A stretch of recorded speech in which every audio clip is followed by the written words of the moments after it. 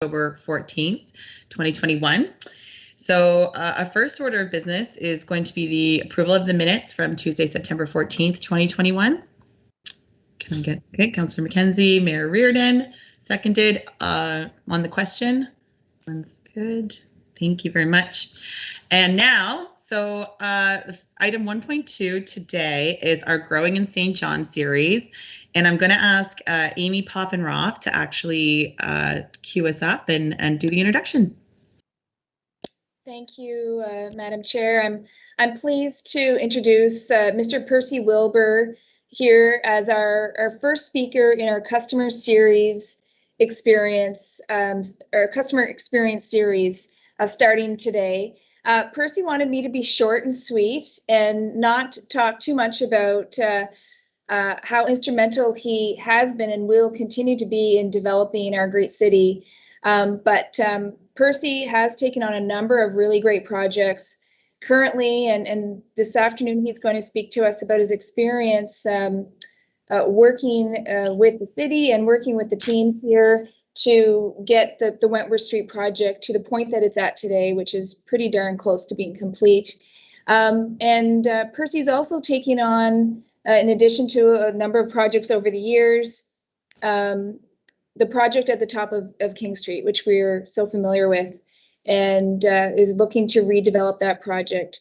We've worked with Percy for a number of years, and we're always thankful to work with him and the work that he does in the Uptown and all over the city. So with that, I am going to hand it over to Mr. Percy Wilbur.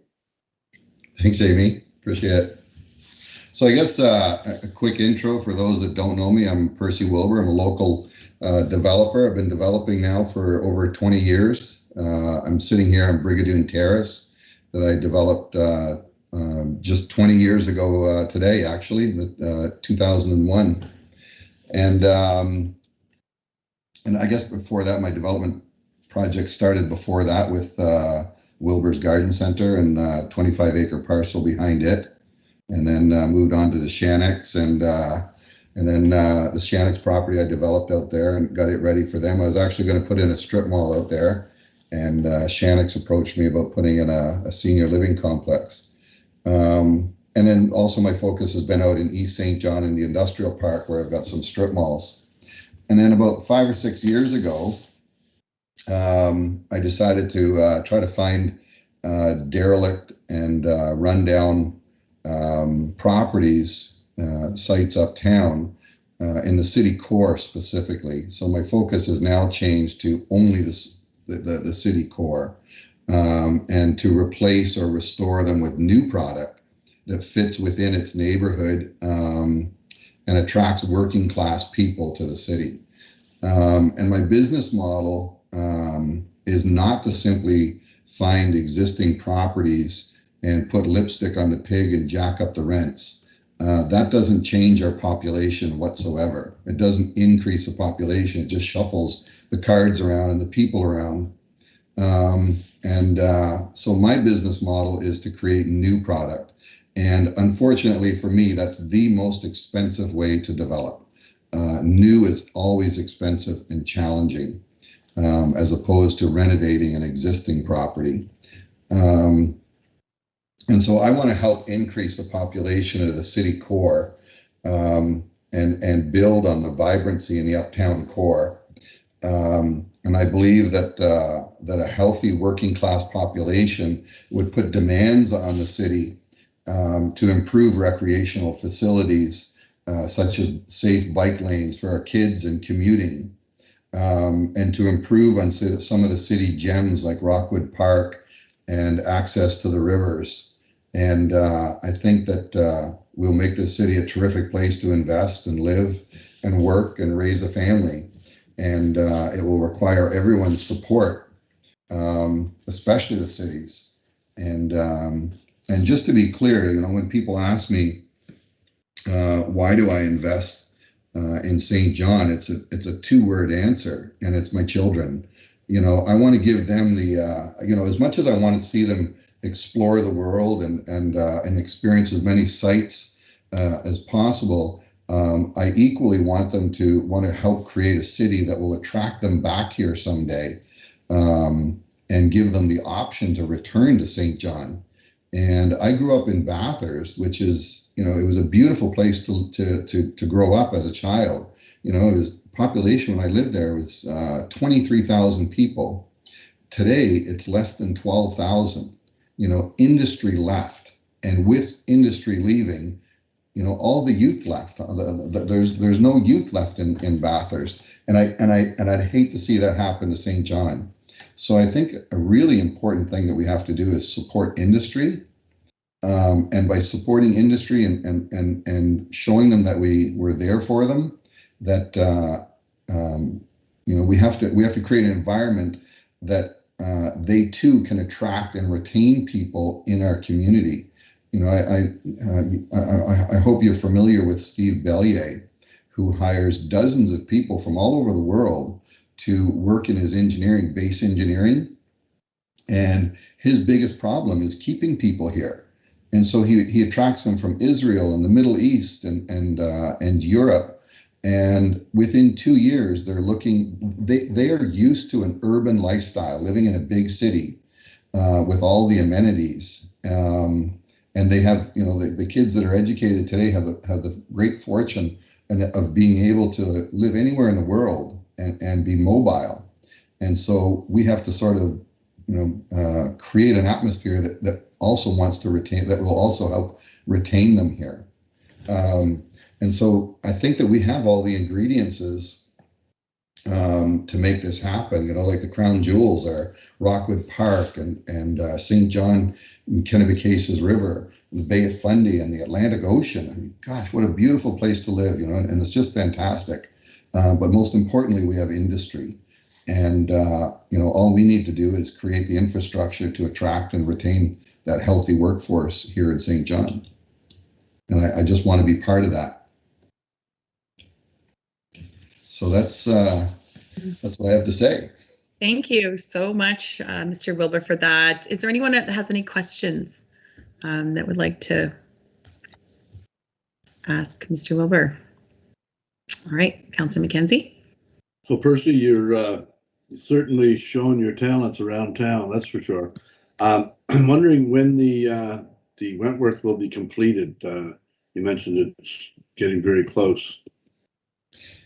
Yeah, so we're on schedule now. We were supposed to open November 1st. And as you know, with COVID and lots of other excuses, we're behind schedule by 2 months. So we're not going to open now until January 1st.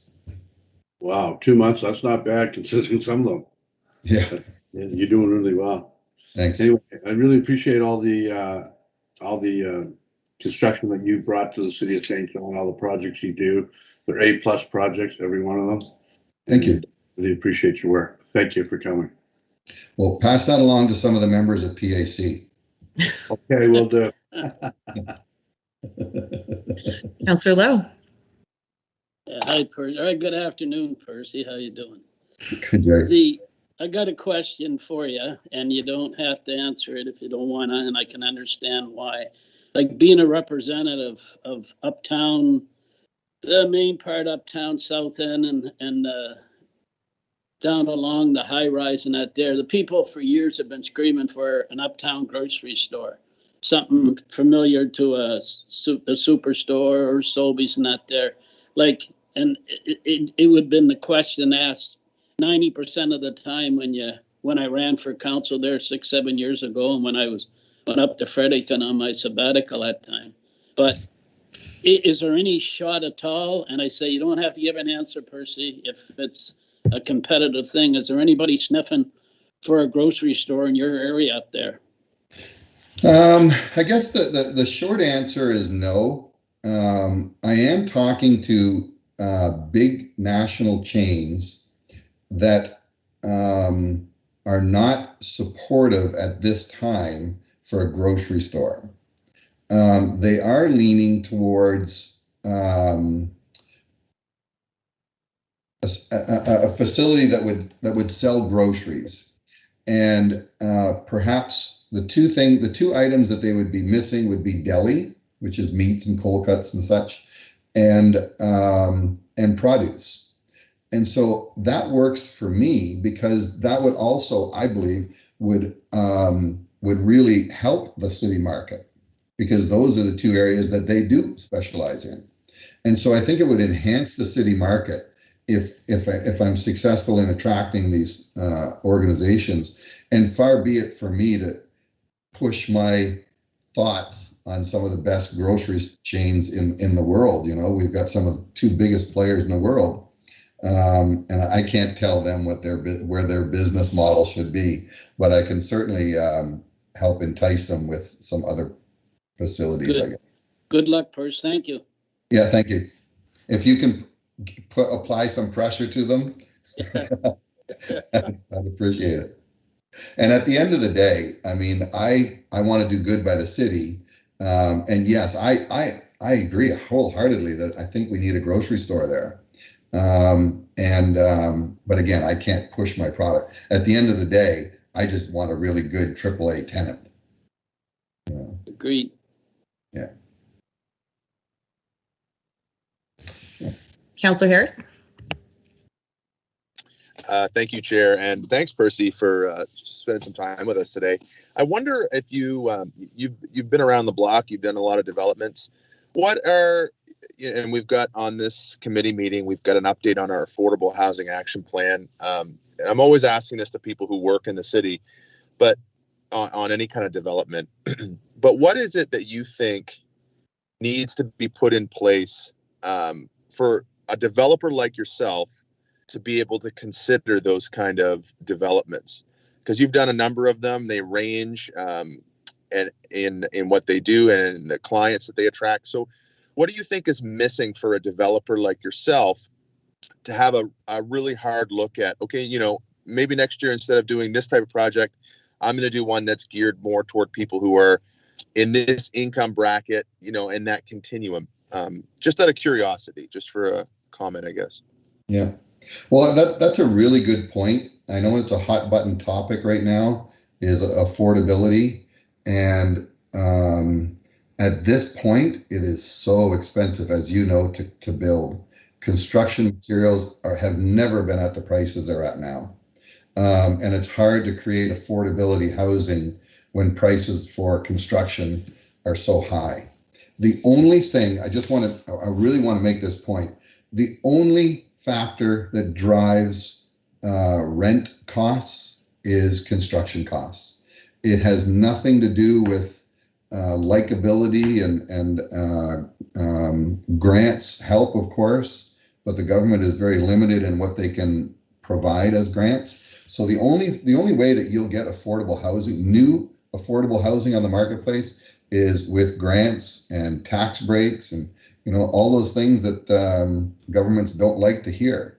But the truth is, it's strictly construction costs that drive rents. Yeah, that's something, as developers, we don't have any control over that. Right. Yeah, and you need a certain margin to break even, and you need a certain margin so you can get the next job off the ground. I 100% agree. I get that and appreciate it. I guess we're, you know, as a city, we're always trying to figure out how do we best become advocates for the type of development we need. And for sure, the construction costs are a hard nut to crack. But I think if we continue to harp on that and we continue to push that, you know, to the province, that I think they can get creative. We just need to be more unified in our voice to say this is the type of incentives we need to develop that. So, but yeah, no, I again don't want to go too far down that rabbit hole. Really appreciate the work you've done. Really appreciate the work that I know you'll continue to do. And you know, St. John's so much better for having you. So thanks for coming today. Thanks. That's very kind. And Mayor Reardon. Thank you. Percy, I'm just curious, if when you build new construction, is there a formula that you would use to calculate rents, etc., that over a certain amount of time you would recoup so much of your investment? Like, how do they figure that out? Well, normally you want to recoup it in a 20-year mortgage, just like you would a house. Yeah, and the government does have a program where you get a 40-year mortgage. Mm-hmm. So that's definitely helps, and that's what a lot of the new developers are using today. And, the CMHC guarantees a loan, I think up to 95% of cost. And, that certainly helps. And I believe that's what the new jelly beans, Okay, great. yeah, that's what they're using. I think the Knights of Columbus down on Waterloo, that's what they'll be using. Yeah. So, unfortunately, it does take government assistance to build a new product for affordable housing. Oh, no, I recognize and realize that. And I know a lot of times when you're looking at building for not only affordable, but subsidized and whatever, like the door costs, are so limited that it really makes it difficult for developers to do something with that price, It's just hard to produce it, and with the codes of today, et cetera. So I do understand that. I was just curious as to what the time frame was that a development would be looked at, paying down the majority of its debt or whatever, Yeah. which would of course reflect what you would have to charge for units, et cetera. Just Yeah. curious. Yeah. All right. Yeah. Thanks. And Donna, also the cost of construction is so high right now that there's projects all over the Maritimes that are being mothballed. Projects that are definitely moving forward. There's two in Fredericton in particular that have just recently been mothballed because construction costs are through the roof. Normally, you would get a price, for example, for your electrical, and a contractor would hold that price for 6 months. Today, they're holding it for 7 days. Oh, right. Yeah. That's how volatile the market is. They'll give you a price that's good for 7 days. So it's hard to budget for that. Sure. Exactly. Yeah. Drywall took a 25% jump in price on October 1st. Those are huge numbers.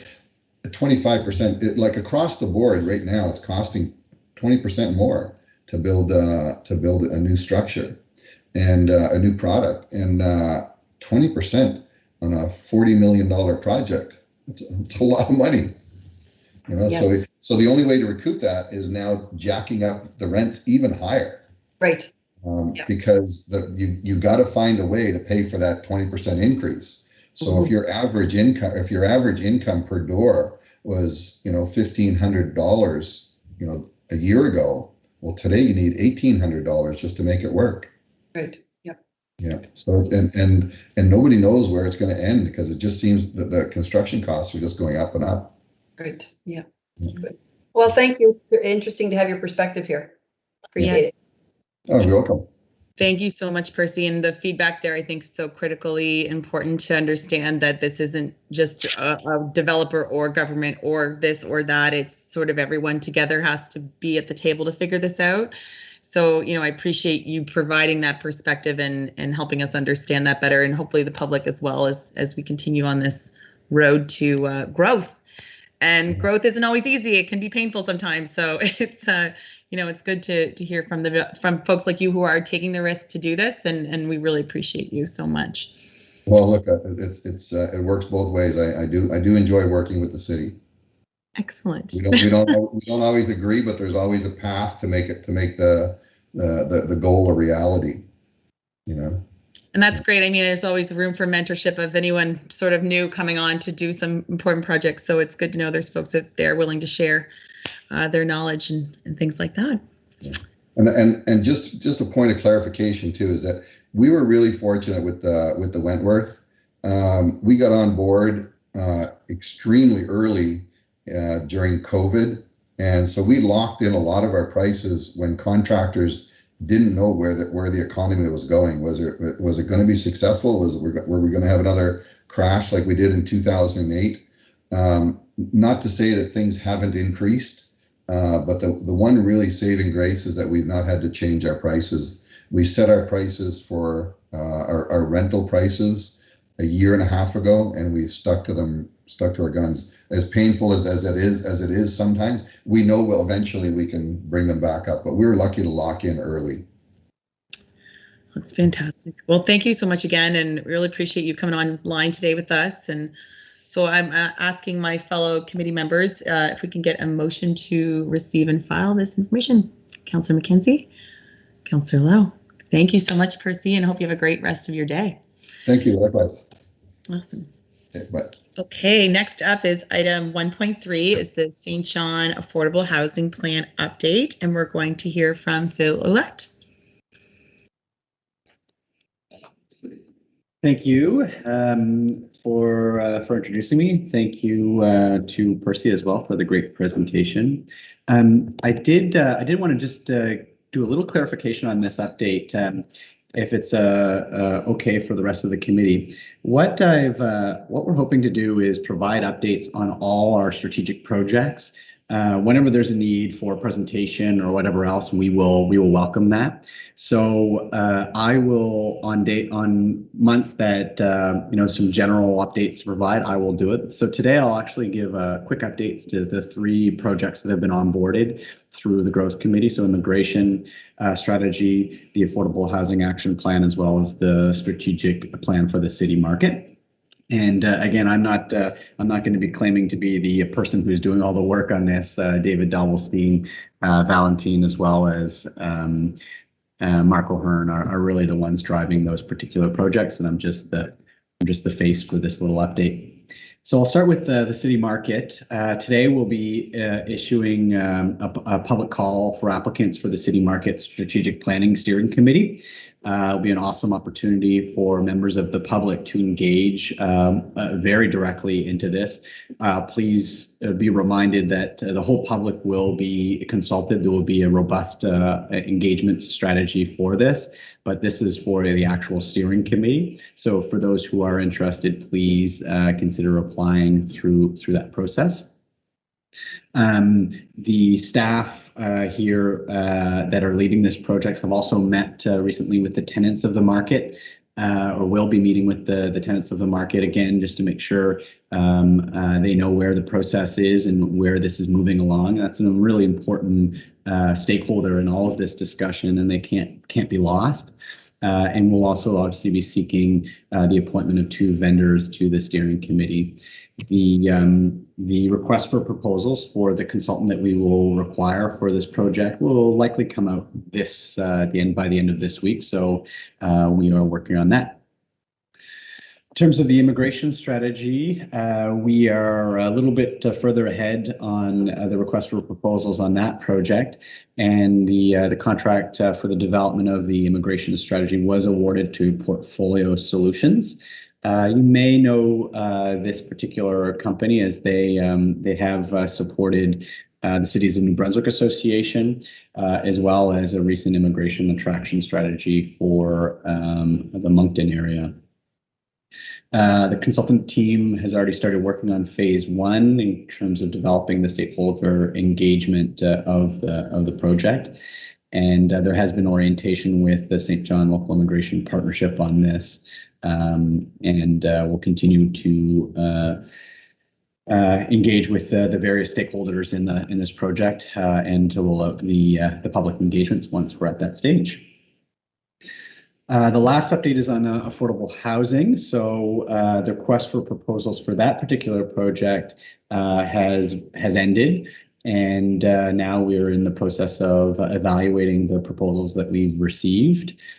So we're likely to make a decision in the next 2 weeks on that, and that would really help support the initiation of the engagement process, which we intend before year's end to be started. Also in the affordable housing, and I don't think we've mentioned it directly, but there's a lot of things happening while we do this action plan. It's not like all things have stopped until an action plan is created.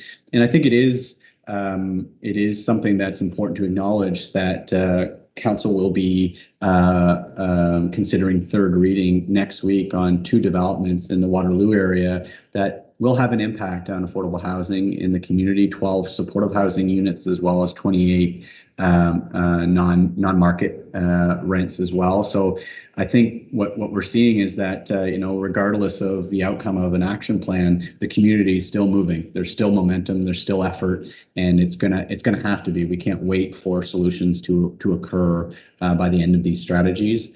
And that's applicable to all the strategies that we're doing. It doesn't mean that we're not doing anything related to immigration. We're not doing anything related to the city market. There's a lot of creativity and innovation happening each and every day. So that's it for the verbal update. Happy to take any questions if you have any. Right. Any questions, folks? Okay, Councillor Harris. I just wonder, Phil, one of the last things we did, or I brought up, the last affordable housing update, I guess it was, I mentioned a couple other stakeholders on the list to consider for that. I'm wondering if we've ironed out that list yet. I know I talked to Dr. Julia Woodhouse Malik at UMB about some stuff. They have, I certainly can't tell everything because some of it she still has to announce coming up, but there's some really interesting advancements, I guess, on her side at UMB with her role there as a professor on this issue of housing. So I'm wondering, have we reached out to UNB yet on that front? Are they already a stakeholder that we have? And if so, if they are, is it Julia that we are working with on that? Thanks for the question. We have been in contact with Julia. She's already helped us with some research, and she hopefully will continue to be a huge asset for the exercise. She's certainly been identified as one of the stakeholders we want to engage, and we really look forward to hearing more from her. So it might not be a bad idea. I think. Thanks for the reminder, Brent, that maybe we can just check in if there's new research or anything else that she might be able to help with the onboarding of these next phases of the project. So I appreciate the feedback. We'll be in touch with her soon. And when do we expect the needs assessment for housing to be started and wrapped? Is that still on time, and is it still on budget? Yeah, everything's still a go in terms of the process. The needs assessment would be, start right away in terms of compiling that, and the RFP will define if we're really seeking two different consultants, one who would be specializing more on the kind of qualitative and quantitative analysis of a needs assessment, and then a second one that may be more focused on public engagement, strategic planning development. So we acknowledge that not every company has that kind of diversity of skill set. So it will really depend on that, whether we're going to go with two consultants or just one. But that would be initiated right away, and engagement would again start as well. So probably in the next month, by the next growth committee meeting, you'll start to see a little bit of movement in terms of our plans rolling out, and the engagement, the platform for engagement to be rolled out as well, and starting to do some of those engagement exercises as well. So it'd be a great opportunity for this growth committee to provide feedback on how that looks and whether there's other ideas to support that at that stage. Awesome. Thank you, Phil. Okay, Councillor Lowe. Yeah, Phil, on the market committee, who picks the people from the market? Did you say the city picks them? The vendors. Yeah, the two representatives from the market. How are they picked? Yeah, I think the association will submit two names from their association to participate, okay. and then we'll submit them to the committee, and I think that's the program. Good. Okay, thank you. Anyone else? No, thank you, Phil, for that, and I appreciate that. We have these three hot topics, and we'll get to rotate through them, and that's good. Okay, Councillor McKenzie, sorry. Yeah, go ahead, John. Thank you, Chairperson. Phil, I'm extremely pleased that you're dealing with Julie Woodhull-Melnick at UMB. She's very talented. She knows her stuff.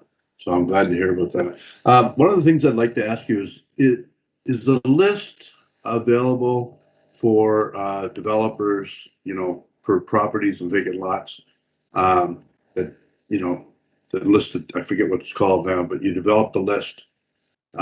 Is it available to us? Because when we talk about affordable housing opportunities, I often have people say, well, do you have any spots that I can go look at? And I'd like to have something in hand to say, yeah, let's go look at this place. You know what I mean? So you're talking about available municipally owned land or privately owned land? No, we have a list. and it's for developers. Anybody that's on the list for dilapidated buildings right now is eligible to say, oh, here, it's for sale. Put it on your list. Let developers know. You're aware of that list? Yeah, I think you're referring to a project that Chris McKeel and Ben Purinton support, if I'm not mistaken. So there, I see Chris on the line and Amy. Did you want to speak to that, Chris or Amy? Our city manager is here as well. I can just provide a little bit more information. So with the developer notification list, anyone can sign up for the list, and it's an email notification of when vacant buildings when property owners are putting up vacant buildings for sale. We don't have a running list or an overall list because it's too hard to maintain. So we don't have a running list, but anyone can sign up for the developer notification list. So if people are interested in developing vacant buildings, I would suggest that they sign up for that list, and then they'll get email notifications when vacant properties are listed for sale. Okay, thank you, Chris. We don't have a list though that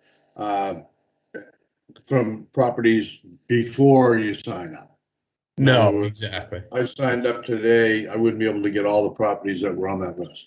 No, because the list is constantly changing, and typically properties sell very quickly once we send out a developer notification. So typically they don't stay for sale very long, and that's the reason why there's no running list. Okay, well, I'm glad to hear that. So how does the developer or anybody else that wants to get that list, how do they sign up for it? Where do they go? So anyone can contact us at 658-4455 or email us at onestop@stjohn.ca. Okay, thanks a lot, Chris. Madam Chair, if I may, there's also another important data bank that individuals can have access to. It was initially developed by Develop St. John, and it now resides within Envision St. John. And it is a master data bank of all of the land that is potentially available for development within the city limits. Now, the list is getting a little bit dated. It was produced approximately a year and a half, 2 years ago at this point, but it's still an excellent data bank, and anybody who would be interested in having access to that could reach out to Envision St. John and make the necessary inquiry. Thank you. Perfect. Thanks. Thank you, Mackenzie. Councillor Lowe. Yeah, this is to Chris or John there. Does it all show the back taxes owed on the land or on the building and the land for the developer to see? That's owed to the province, and just the back taxes. Is that shown somewhere? Through you to the councillor, certainly not the data bank that's retained by Envision St. John now. No, it does not show the back taxes. That would have to be an inquiry to Service New Brunswick, rather. Okay, thank you. Okay, anyone else? Thank you, Phil. I'll take a motion to receive and file for information. Councillor Harris and Mayor Reardon. All right, and on the question? All good, all in favor? Thanks. Okay, so our final item today is the One-Stop Development Shop orientation, and we're going to hear from Amy Poppenroth. Thank you, Madam Chair. I'm going to just share my screen to get the presentation up here. Bear with me. Should be it there.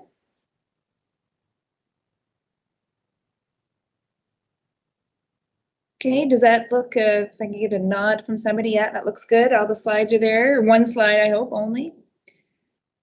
All right, so I'm pleased this afternoon to provide an orientation on the One-Stop Development Shop. So I'm going to focus on the background of the shop, where we came from, where we are now, and where we are headed.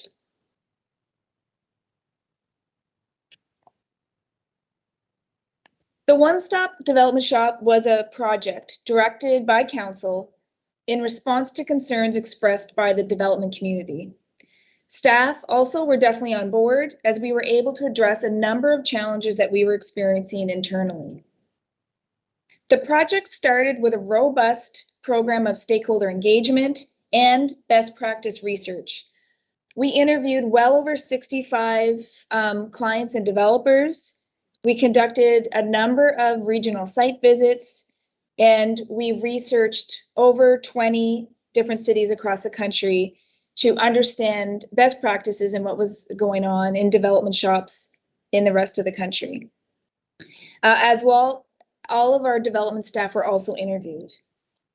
With this better understanding of the issues, we formulated these 4 guiding principles that you see on the screen, and these guiding principles shaped and informed all of the service improvements that were implemented.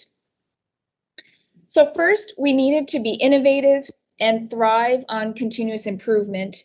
This was not a one-shot program. It wasn't one and done. It is continuously improving.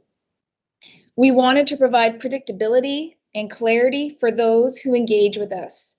Everyone from a homeowner building a deck to a major developer building a large mixed-use development. We really needed to demystify our service. We needed to change our mindset from one of solely regulator to one of facilitator, and think about how we can help our clients be successful. And how can we streamline our services to provide quick, timely service and support to our applicants. And finally, we had to balance customer needs and community needs so development could succeed harmoniously in all of our city's neighborhoods.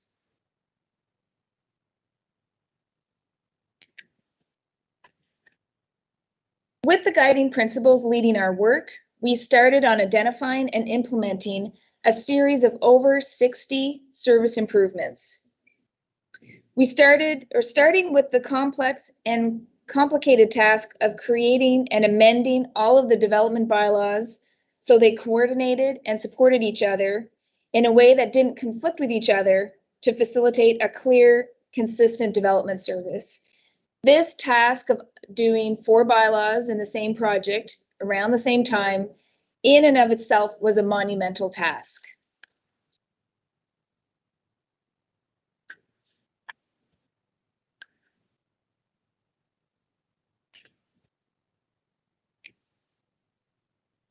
I have a little switch here.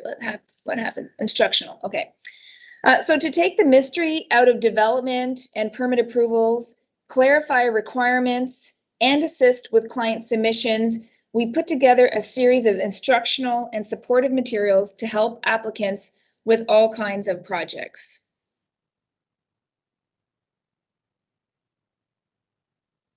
A service enhancement that put us ahead of most other jurisdictions was the online services that we offered. So this includes features such as permit tracking, inspection results and digital application submissions, allowing clients to check on their projects and submit applications at times that are convenient for them without having to come to City Hall. In addition to the added convenience that this offered applicants, it also positioned us to be able to pivot very quickly when the pandemic hit. We were able to offer essentially all of our one-stop services while the team worked from home. This happened in a matter of days, not weeks like some of other jurisdictions in the province.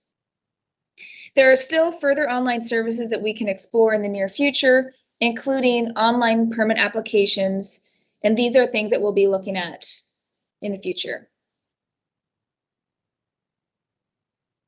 This is a slide that got out of sequence, so I wanted to start with this one. So I'm backtracking a little bit. So to get the one-stop shop started, a fundamental change that had to happen was a consolidation of all of the development service into one shop with one counter.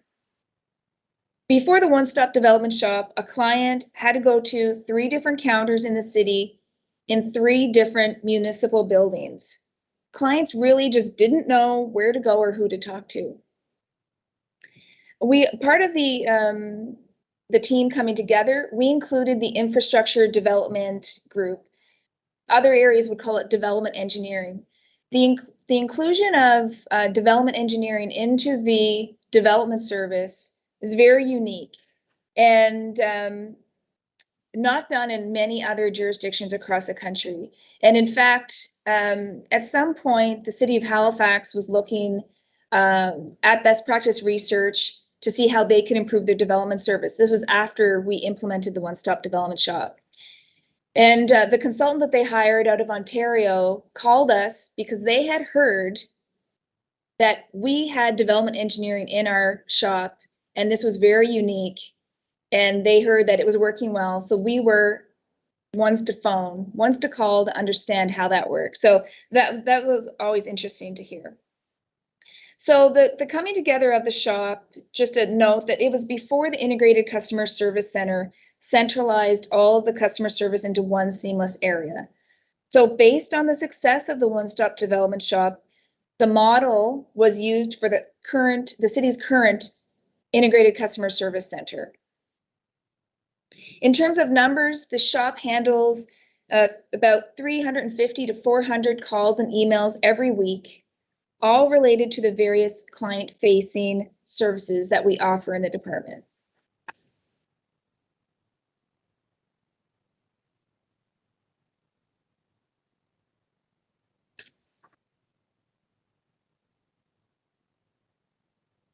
So before the mantra, it's all about growth, the One-Stop team recognized the importance of providing large projects with a high level of service and client support.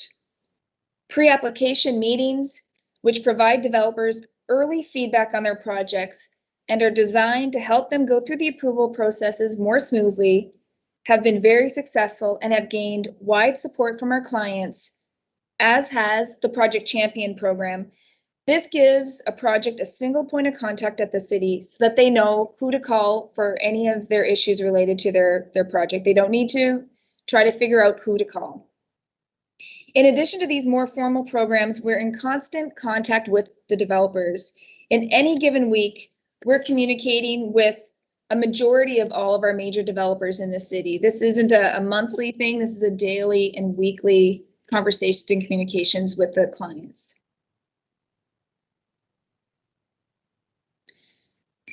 With all of the service improvements, process efficiency has been a key component in the overall program, as well as providing clients with a consistent service. One major improvement was with the use of technology to be more efficient, expanding the use of existing programs such as Laserfiche allowed the team to achieve big gains in efficiency and turnaround times without spending money on new and costly software. This was a program that we already used in the city. Paper used to be shuffled all around the office. So a permit would come in with a little package and it would get handed out to all the different folks who are reviewing the permit application. The switch to digital and using existing software in new and innovative ways reduced turnaround time significantly and provided added convenience to both applicants and staff.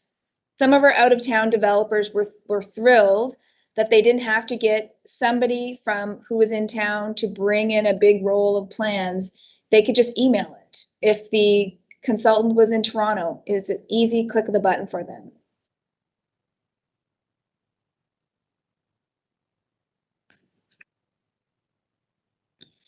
Through the program, we broke down service silos to create a cohesive team working together to provide excellence in customer service. A key enhancement of the One-Stop Shop was the establishment of a dedicated manager of customer service and operations, ensuring the processes and systems are optimized and customer service is constantly top of mind and always improving. This position is currently held by Carrie Smith, who's here somewhere listening in. She leads continuous improvement initiatives with a team from all of the various aspects of the One-Stop Shop.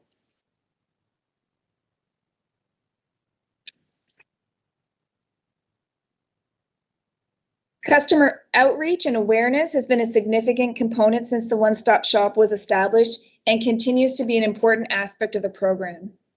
Admittedly, the full extent of customer outreach and feedback has been impacted particularly as a result of COVID restrictions, but plans to engage fully in the near future are currently being worked out.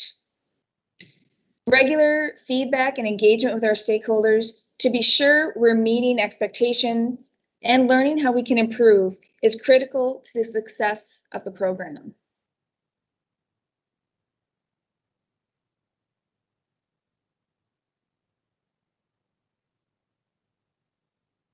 At the outset of creating the one-stop shop, we had to address what we like to call the culture of non-compliance that we were seeing throughout our community. For example, we were seeing a lot of work being conducted without building permits. There was non-compliance with the building codes, standards, and our bylaws, and not providing information that was critical to the city's infrastructure. And we needed to make sure that property owners were clear about what needed to be done to be in compliance. They can't be in compliance if they're not sure what it is that they need to do to become in compliance. So we put a suite of tools and systems in place to improve compliance rates without depending on expensive and resource-intensive formal legal processes. As a result, we have definitely seen improvement in compliance, but there is still more work to be done in this area.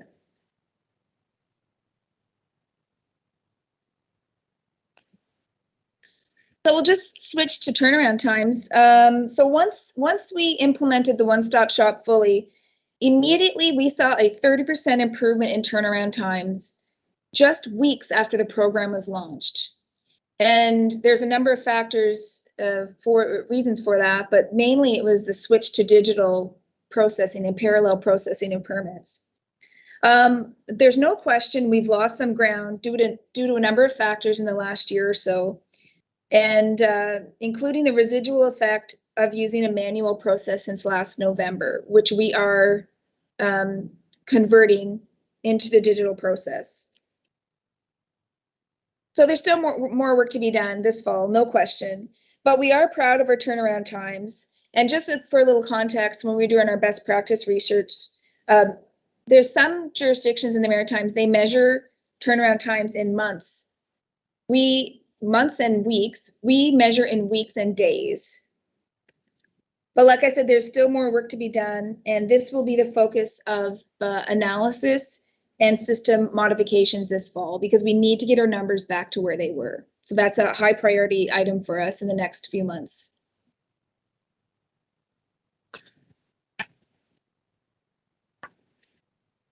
So since the one-stop shop was rolled out, we've taken on a number of continuous improvement projects. So these are things that have happened since the one-stop formally was put in place.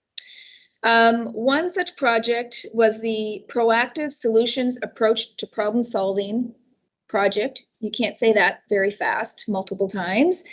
We dubbed it the PSAPS project.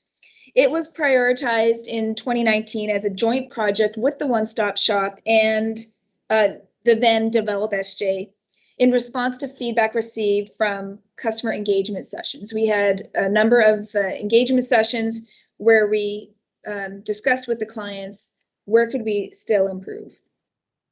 So the goal from this program was for staff to feel equipped, supported, and confident to proactively problem solve, and for our customers to look forward to working with us again.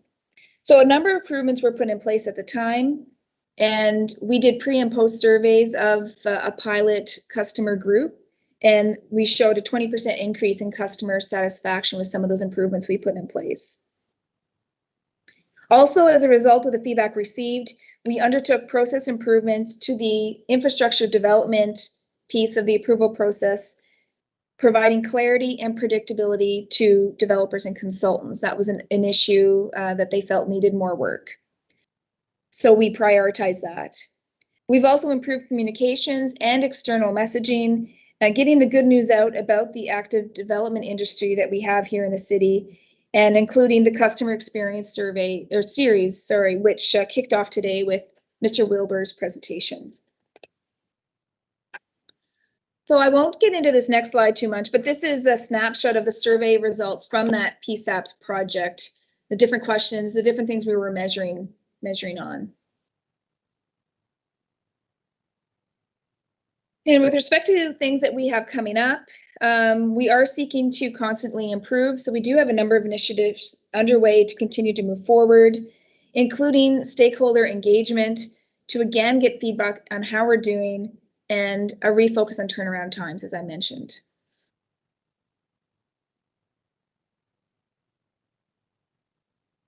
At one of the last growth committee meetings, I was asked to provide some information on the role of the chief building inspector. So I'm just going to take a little aside here and talk about the role of the building inspector. So in addition to the role of Director of Permitting and Development, I also hold the role of Chief Building Inspector. And this position is appointed under the Local Governance Act, pursuant to the Building Code Administration Act, and as such, I have specific obligations under the Act. The Chief Building Inspector is also considered the authority having jurisdiction. You may hear some people say the AHJ. In all matters relating to permits and approvals issued under the Building Code Administration Act, the city's building bylaw, and the National Building Code of Canada. The position holds the authority to issue orders to comply, stop work orders, to accept alternatives to the National Building Code, and to lay charges and take enforcement actions without the prior approval of council. If somebody doesn't agree with a decision made under this authority, it can only be challenged in court. It used to be through an appeal board, a provincial appeal board, but legislation has changed. They've removed that appeal avenue. Not sure if I agree with that change, but that's what's happened. So if anyone wants to appeal, they have to actually make an application to court. I network regularly with counterparts across the province and the country to stay up to date and build common understanding and consistency with code interpretation wherever possible. This position is also connected to and actively participates in the Provincial Building Officials Association. And myself, as past president, I also fill the role of a provincial representative at the national level. There's a national group of building officials, and I am a provincial representative on that. Although the role has significant authority, with public safety being number one, the building inspector, an effective building inspector, must exercise good judgment, reasonableness, and be open to new ideas and different solutions to code compliance. This is particularly important in a heritage city like ours, where code compliance in existing heritage buildings requires an open mind and flexibility, all while ensuring that the intent of the National Building Code is being met. So those are a few notes about my role of building inspector. And finally, this is the last slide. We're very proud that the One Stop Shop is the recipient of two prestigious awards. One is the Willis Award for Innovation from the Canadian Association of Municipal Administrators. This is an award that we're particularly proud of. And the other award is the Run Smarter Award. And this is from the Laserfiche Group for the innovative and exceptional use of the Laserfiche software. And on that high note, I'm happy to take any questions. And I will stop sharing my screen. Thank you so much, Amy, for that. Any questions from the committee? Okay, Mayor Reardon. I don't have, I guess, a real question, but my first question is this going to go forward to council? Will this come forward to us at the council? I just find it's an interesting document. I love the role of the building inspector in it. It's very informative, and I think that's important for us all. I think the slides on the developer survey, I realize it's a pilot group, I think you said, but we all hear so much anecdotal stories about this, that, and the other thing with developers and dealing with the city. So that's an interesting piece to have there. And I guess as we've moved through with a lot of this continuous improvement, and over my time at the city, I've seen that, and it's been impressive. I have to wonder, as we get busier, I guess we'll also attract I don't want to say, it's hard to say, it's like not, I guess, a more formal developer who I know when I was sitting on the Heritage Development Board, it wouldn't be unusual for somebody to come in with a little pencil drawing maybe of something that they wanted to do versus today having, you know, with the improvements and with the support that you're offering. I'm hoping the support in some ways is less of that kind of support and more of another more successful support for us and them versus, you know, trying to take their drawings and interpret them and do those sorts of things, which really they should be doing, you know, and coming to the city with. So I guess that's, I guess, just my response to all of this, but I am curious about developers as they come now, if you feel that they're becoming more, it's becoming a more formalized process for developers. I know we certainly have made it a more formalized process from on our end. City manager, want to chime in there? Your worship, sorry, Chair, through you to your worship. First of all, it was not our intent to brief this in its entirety to council because we have not been doing that with most of the presentations, but certainly if it was the will of Growth Committee that they would wish their colleagues to hear this on council, we could roll it into a future agenda of council, and that's entirely a choice of Growth Committee. As for the survey results, happy to also brief those to council if it would be the will of this committee, but just by way of reminder, those survey results were pitched to council, what, a year and a half ago now, Ms. Poffenroth, but we could show them again. Again, it purely depends on what Growth Committee wishes to send forward. Thank you. I guess like that says, I think it's of November of 19, wasn't it? So 19. Oh, November of 19. Okay, never mind. They probably do have those. And I'm a year behind. That's all. If I might, through the chair, just about the formal process that the mayor asked, and you know, we are getting closer to that, but we still do struggle with our applicants, even of larger projects. You know, we're still working through that to make sure that we're getting professional submissions that are complete in every regard. I mean, one of the challenges that we do face, and it does take a lot of staff time, and when we're spending a lot of time on this, it takes us away from other clients and other applications, is that often we are used as a consultant. We're not supposed to be, but we're a double checker. And they really should be doing the double checking in their office before they submit plans to us.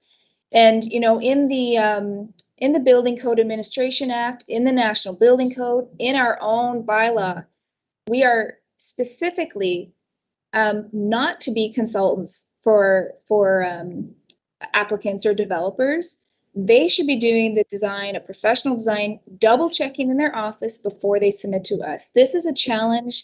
Takes a lot of our professional staff time and takes us away from other applicants and other clients. This is something we are constantly working towards.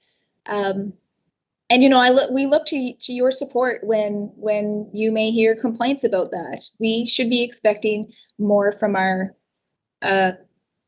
applicants, but we are trying. I appreciate that because I've always sort of known that after 9 years, and I mean, it's another subsidy to developers basically to have, you know, our staff doing that on their behalf when really they should be doing it. As you say, I mean, the taxpayers paying for that. Anyways, appreciate the package there, and it's informative. It's good information. Thanks. And like I said, I'm a year behind. When I looked at that November 2019, I thought, oh, that's just last November. I think we all feel a year behind. Thanks, Amy. Thank you, Mayor Reardon. I think I saw Councillor Harris and then Councillor Lowe and then Councillor McKenzie. Okay. Thank you, Chair. Just got a couple of quick questions. One really quick one. What happened to this Row app? On me, I had a resident app. He says he still sees it on the city website, but it hasn't been updated since the cyber attack. Is there any timeline on that, Amy? I'm sorry. Through the chair, Councillor, you cut out a lot. I didn't quite catch your question. I'm so sorry. You okay there now?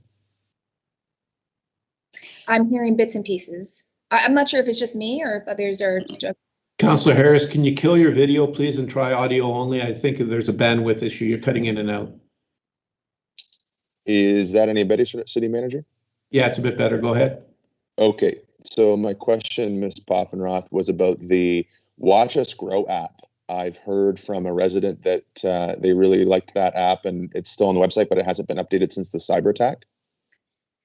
Yes, you're correct. It has not yet been updated since that time, but we are hoping to reinstate that, although I do not have a time frame of when that would be reinstated. But that was a really great app, and people really liked it. So leave that with me. I'll see if I get an ETA on that.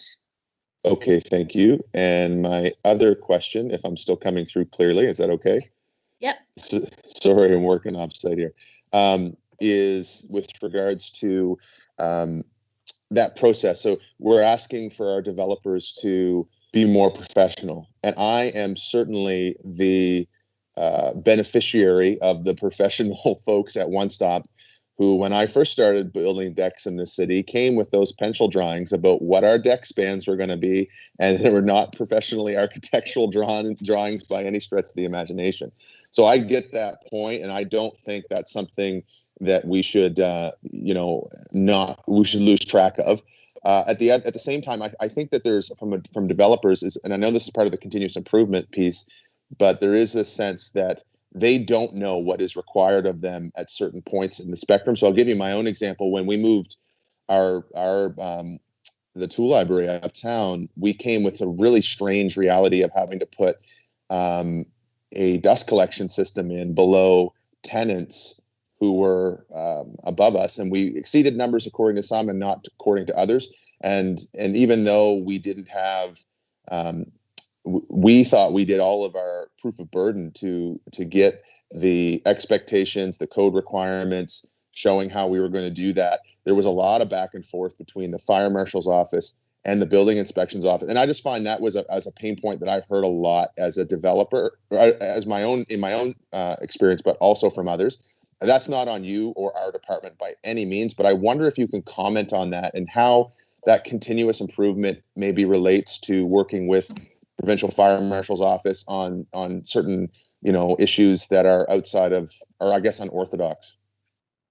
Sure. Thank you for the questions, and just a couple comments there.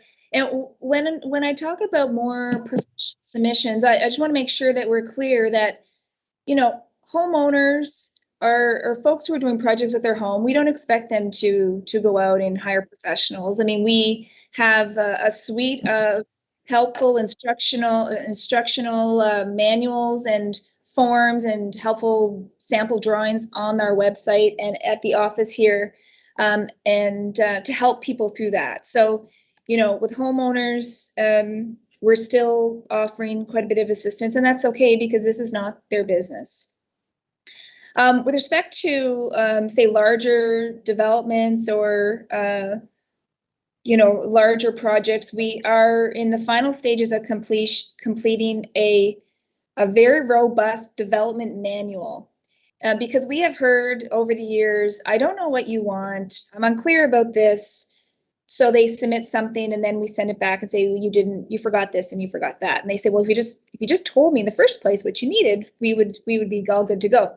So we are in the final stages of completing a development manual that's very clear. It's like a code book for what you need to do to submit, and includes the development engineering pieces as well. So I think that's going to be helpful for people to provide clarity as to what's required to make submissions. Another thing that we are encouraging, and we are seeing more of, is folks to hire consultants just for certain pieces of their project. So if they have a complicated project that perhaps needs a fire protection engineer, to just look at one piece of the project to make sure it meets code from a fire protection aspect. More folks are doing that, and we're encouraging that so that they get the help that they need before they get into a situation where it's going to be costly or surprising. And I guess with respect to coordinating and working with the fire marshal's office, some projects do need approval from both the building inspector's office and the fire marshal's office. And so we do work together with the fire marshal. I think we have monthly meetings with the local fire marshal group here to talk about specific projects to make sure that we're on the same page so that the client is getting the same message. But it has been challenging at times because the code is not, it's not simple, a recipe book that you read and say, I know exactly what I need to do. There is interpretation there, and some departments interpret the code differently. So those are the things that we work together with the fire marshal to see if we can make sure that we're interpreting the same so that we're giving the clients the same message. But it does not always go as smoothly as we would hope. So it's something that we are working on, and we have been increasing our communications with fire marshal for the end game of providing a better service to the clients. All right, Councillor Lowe, you are up. Thank you. Amy, I don't know if this is directly to you, but I see Jacqueline and Phil are on the picture here too. For instance, are you going to work towards, or the two departments I'm sure work together, right, about things that you people can decide doesn't come to PAC? And I'm referring to, for instance, cutting a curb. You get a build permit to build a garage. It's approved by PAC if it had to go there. And then, well, a garage usually has a car in it, and the car usually backs out and goes over a street. But then you got to wait and apply to PAC to cut the curb so the car can get out without coming over the curb. And the question I'm asking, I remember, it must have been 5 or 6, 7 years ago. I'm sure Jacqueline was there, that your committee started doing things that you didn't send to PAC, which I thought was, I think it's something to do with garages moving or something. I forget exactly what it was, Jacqueline, but is this committee working more to do things, give answers from in-house without taking it to PAC?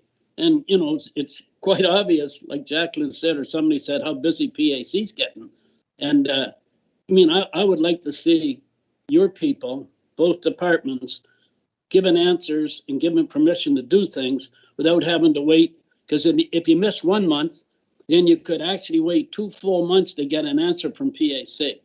So my question is, after all this yapping, is, are you working towards giving decisions from within house without taking it to PAC? I guess that's the bottom line. Chair, I can address that one if you like. Sure. No, that's a great question, and certainly that whole principle of streamlining the approvals process was really foundational to the OneStop development shop. The overhaul of the zoning bylaw was a significant effort that actually removed the number of discretional approvals that went to the Planning Advisory Committee. So, you know, we had virtually eliminated things like conditional uses that used to go on a regular basis to PAC, and that has significantly streamlined the process.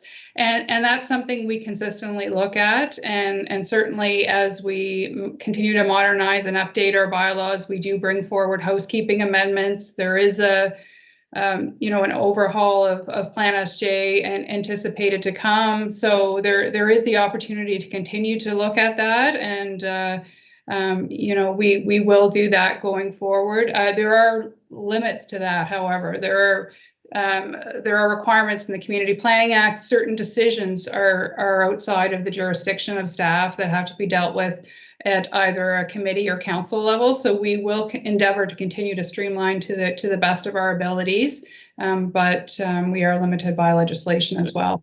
Okay, thanks very much. Thank you. Thanks, Councillor Lowe. Councillor McKenzie.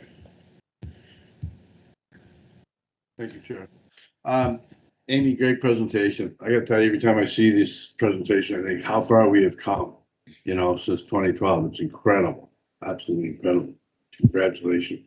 One of the things that I was interested in is, like, your feedback from developers and your surveys, great. But do we have post-development meetings with the developer to see what we did really well, what we didn't do so well, how we could change it to help them in the next project? Yeah, that's a great question. And that was certainly one of the items in the one-stop shop that we haven't fully implemented, but intend to. Counselor, I mean, we do it probably anecdotally, but this is something with the customer service manager that we're going to have to put in place more formally. And I think it's extremely valuable information that once they go through and it all sort of simmers down, you know, in the panic of getting permits issued and projects done, that we sit down and talk to them after the fact to really find out their opinions on what we could have done better. So, Councillor, that is very high on our priority list for engagement. Excellent. And I just want to pick up on a point that you made. You know, not every municipality or every area has the same kind of process or bylaws or whatever. And, you know, when you talk about a developer coming in with a major project and it takes up a lot of time, I mean, yeah, we could give them a binder, or we could say you need to hire a consultant. But, you know, we might be in a situation where we are the experts and maybe there's a revenue generator there. You know, like, look, we can provide this service for you, but it is time consuming and there is a fee to it, you know, but it does guarantee that there's no, you know, roadblocks in the development if you've got a professional behind it. Anyway, just a comment, just a thought. Thanks very much. Thank you, Councillor McKenzie. All right, thanks so much, Amy, Commissioner Poffenroff.